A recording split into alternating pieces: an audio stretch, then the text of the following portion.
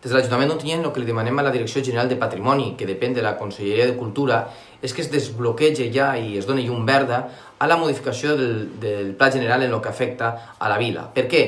Perquè l'any 2010 hi havia un conveni per el qual la Generalitat en aquell moment en mans del Partit Popular tenia que invertir en la promoció i construcció de vivendes a la vila. Es va incomplir, l'Ajuntament, quan va arribar ja Jorge Rodríguez com a alcalde, vam exigir a la Generalitat que complís aquest compromís i finalment els tribunals es van donar la raó i per això la Generalitat ha d'invertir 3 milions en la vila.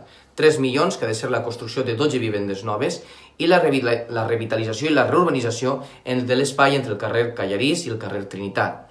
S'ha treballat molt en la Conselleria d'Habitatge i en aquests moments estem esperant simplement que Patrimoni informe favorablement per portar endavant aquesta modificació i, per tant, poder actuar i revitalitzar en aquesta zona que tan necessària és per a la vila.